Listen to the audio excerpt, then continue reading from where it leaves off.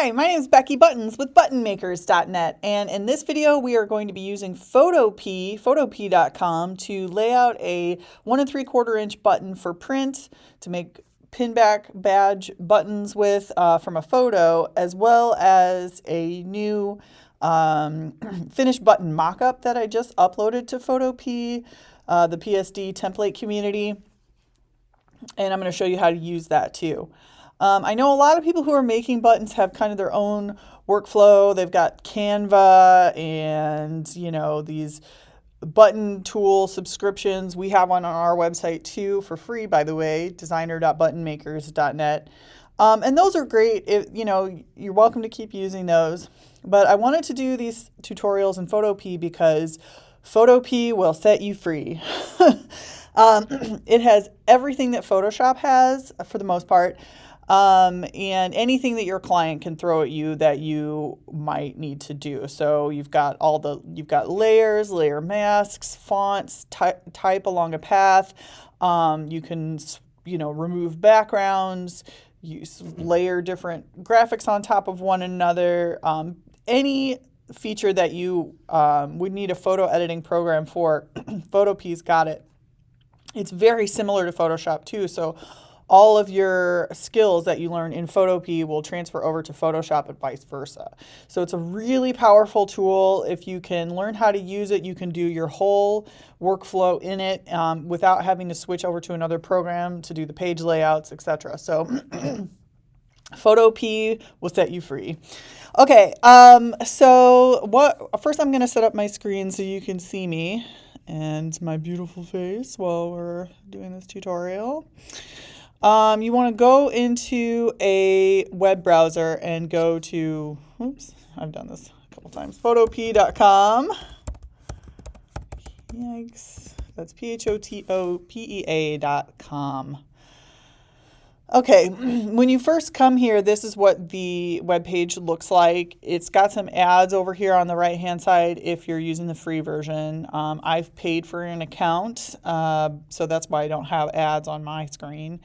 So Photopea has this really cool Photoshop templates gallery. So you can click on PSD templates here and you can actually type in button and see all of the templates that we have uploaded.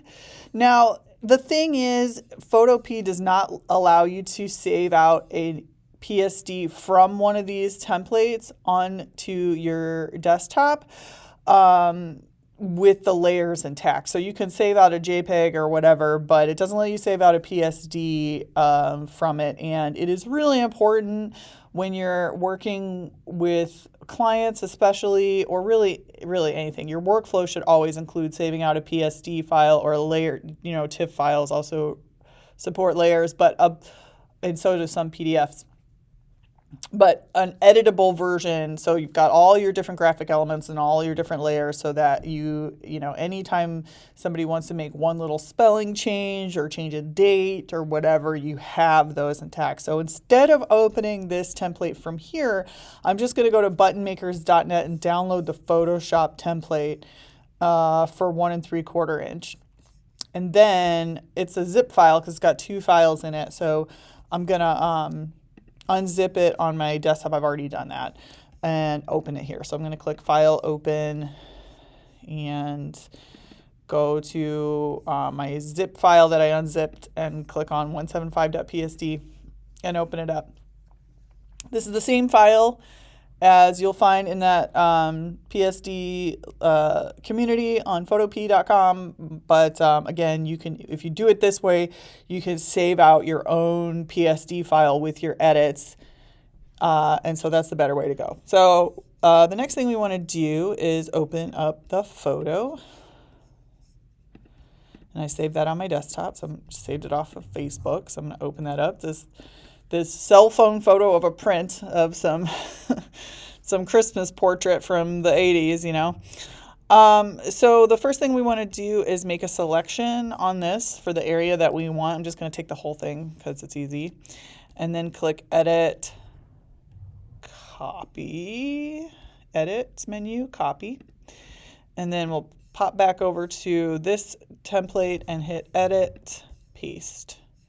Because you can't drag and drop stuff in Photopea the way you can in Photoshop, but that's one of the very few limitations that it has. This is your move tool up here in the top left that allows you to click on something and drag it around. You can click auto select, which allows you to click on different layers and to select them by clicking on the actual graphic. Or you can uncheck auto select and select your different elements that you want to move around using the layers palette over here on the right. I'm going to go ahead and move my layer down underneath these elements. And then I'm just going to start deleting by clicking on the layer and dragging it to this little trash can icon, the layers in this template that I do not need. That includes this button maker's logo. Bye-bye. All right. So I'm not going to use text today either. I'm just going to delete those. And then I'm one perimeter text layer I'm going to save, and the other one I'm going to delete. So I'm going to click on my perimeter text down here using my this little T icon, and then I'm going to hit Command A on my keyboard to select all of the type. And then I'm just going to start typing. If you're on a Windows computer, that's Control A. All right, and then this is a black type with a white stroke on it, so it's like that so that you can see it against a variety of different backgrounds. The effects are here, so you can drop that down on the layers and turn it on and off to see the different effects. I'm gonna zoom back down here.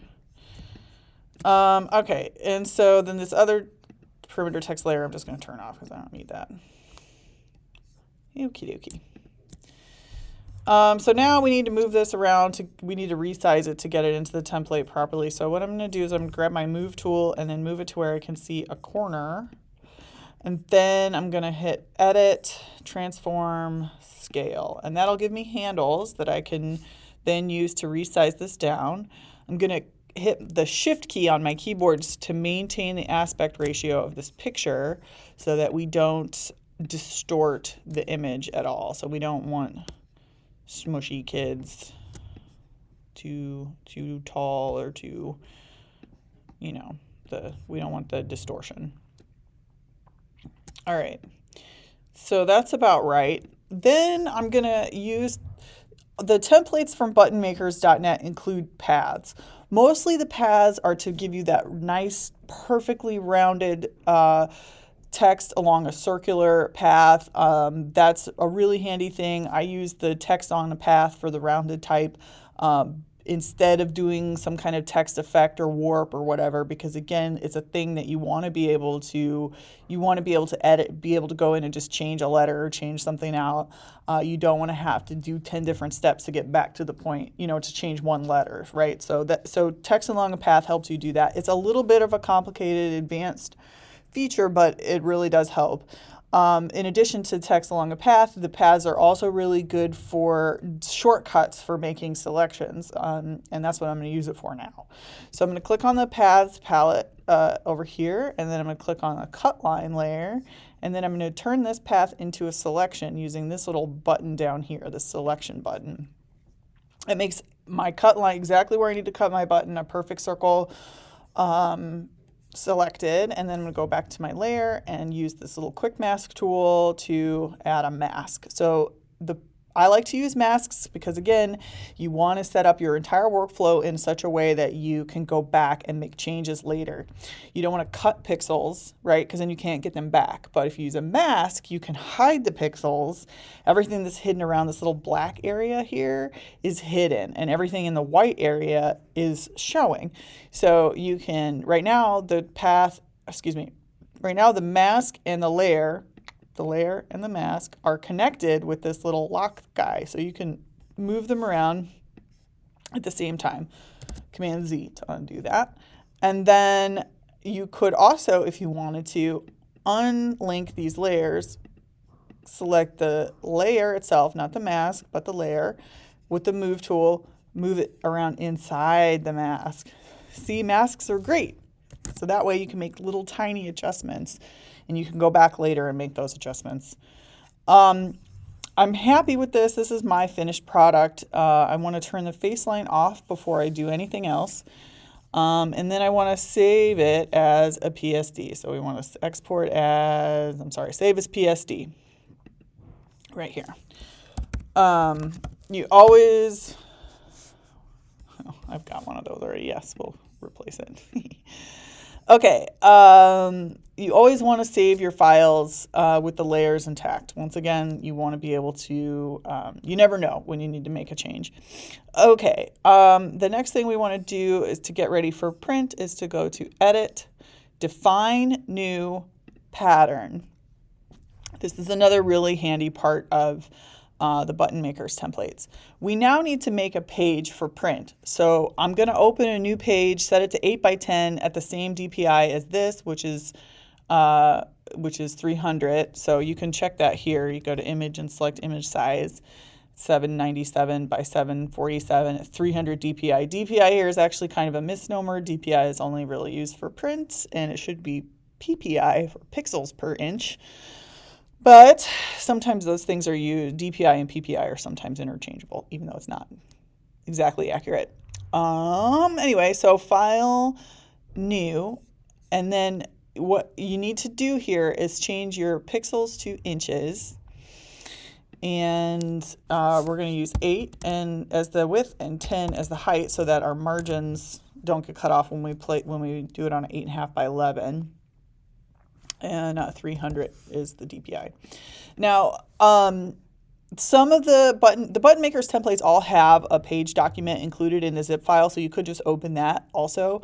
But you also might want to learn how to do new project because you might have an 11 by 17 size page or a different size paper that you want to use. Also, the 2 1/4 and 3 inch size button templates use a full 8.5 by 11. So if you do 8 by 10 on those, you'll get some cutoffs. The button templates are made to fill an 8 by 10 size page perfectly for all the button sizes except 2 1/4 and 3 inch. And on those, it's set up for 8.5 by 11. Okay. You'll need to minimize margin printing for those sizes.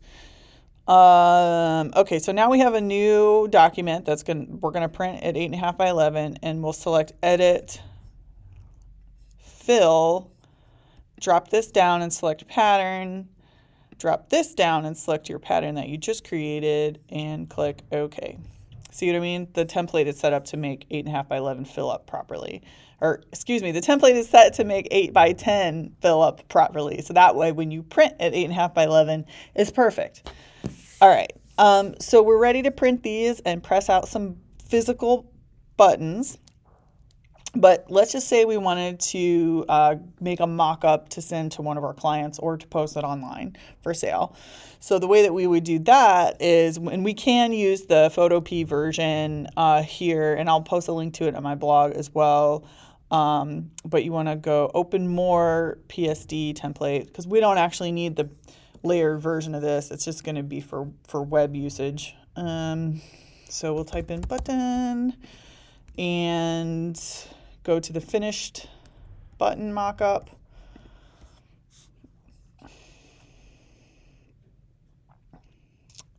And wait for that to load.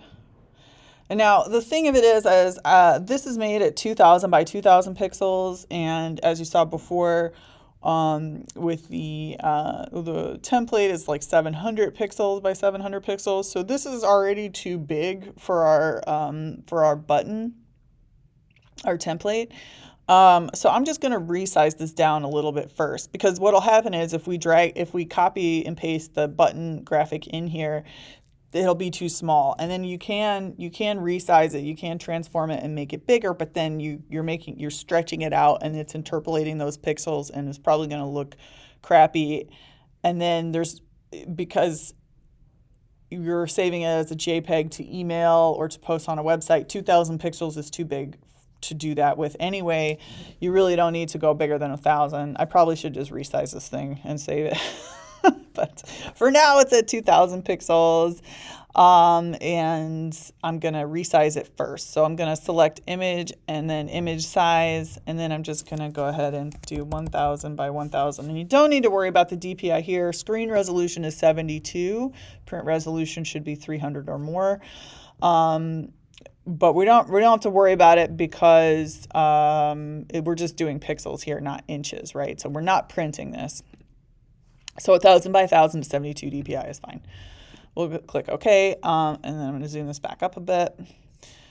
And then I'm going to go back over to my other tab where I had my kids.psd, and I'm going to flatten it. You don't actually really need to flatten it.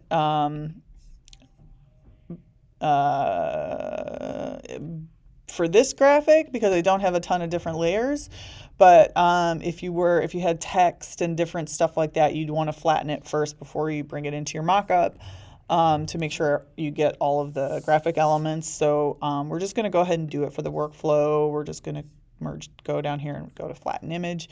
Do not save your PSD flattened. Always save your PSD as a layered file, so don't save this. Then we're going to go back over to the paths palette to get that face line selection. So we're going to click on the face line. The face line, again, is the area that stays on the face of the button. Everything that's outside of the face line gets wraps around the sides, back, and gets cut off behind the button. All right, so now that we have the face of the button selected, we're going to select Edit, Copy, and then we're going to pop over to our mockup and select Edit, Paste. Cool. Then we're going to grab our Move tool and move this over underneath the effects layer. This has got to be in the layers palette. It can't be above the effects layer or it won't have any effect. It has to be below it. So, right? Okay. Then we're just going to move it around until it looks good. We're going to use the free transform tools, or transform, edit, transform, scale, shift key down to maintain that aspect ratio. We want it to be a perfect circle. We don't want crappy ovals. No, no, no, no, no. Yeah, that's pretty good. You can mess with it a bit. And then we are ready to flatten this out, layer flatten, and say export as a JPEG. Send it to our clients to get feedback. All right. Well, that's it for today. Thanks so much for watching me work. Happy button making.